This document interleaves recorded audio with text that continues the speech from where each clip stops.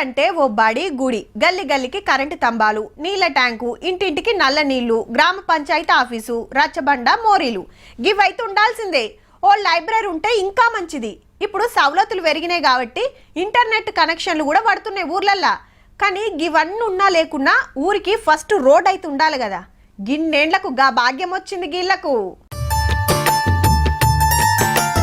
మట్టి రోడ్డే గాని ఊరళ్ళకి ఇదే సీసీ రోడ్డు. మొన్నటిదానికి ఎదిగినా లేకుండే మరి వేసింది ఏడనుకుంటున్నారు. అన్నల కంచుకోట కర్రెగుట్టల కాడ ఇడ మావోయిస్టులు ఉన్నారని ఆపరేషన్ కగారు చాలు చేసి గుట్టలు హ్యాండ్ ఓవర్ చేసుకున్నారు కదా. ఇక చిన్నగా సవలతులు చేసుడు చాలు చేసిండ్రు. ములుగు జిల్లా పామనూరు దగ్గర బేస్ క్యాంప్ పెట్టి ఆడికెళ్లి ములుగుకు 10 కిలోమీటర్లు రోడ్ వేసిండ్రు నెలన్నరనే. ఇక బండ్లు తిరుగుతున్నాయి, రాకపోకలు నడుస్తున్నాయి.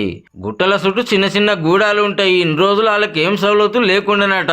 రోడ్ వచ్చింది కాబట్టి మంచిగా బతుకుతున్నాను సార్. మాకు నీళ్ళు తసుకోవాలంటే కిందికి సర్ది కానీ కవడ వేసుకుని మోసుకుని రా కష్టం సార్. ఇప్పుడు పెట్టి ఇప్పుడు నీళ్ళు ఇస్తున్నారు. సిఆర్పిఎఫ్ కొంచెం రోడ్ చేసింది. రోడ్ చేసి కొంచెం నీళ్లు ట్యాంకి పెట్టింది. ఇటు ములుగు అటు ఛత్తీస్గఢ్ నడుమ చుట్టూరా 35 కిలోమీటర్లు వరుసుకొని ఉంటాయి కర్రెగుట్టలు. ఎక్కి దిగుడు ఒక్క రోజులు అయ్యే పని కాదు. మొన్నటిదానిక నక్సలైట్లు ఉన్నారని అర్దిక్కు కూడా ఎవ్వరు పోకపోయేది. ఇప్పుడు బేస్ క్యాంప్ పెట్టి పెద్ద టూరిస్ట్ జాగా చేస్తానికి పనులు చాలు చేస్తున్నారు.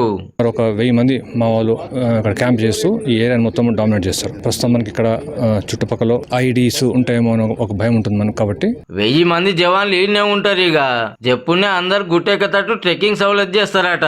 అంటే అప్పట్లో అన్నలకు అడ్డాలు ఎక్కున్న కర్రెగుట్టలు రేపు టూరిస్ట్ జాగా అయ్యేటట్టు ఉంది.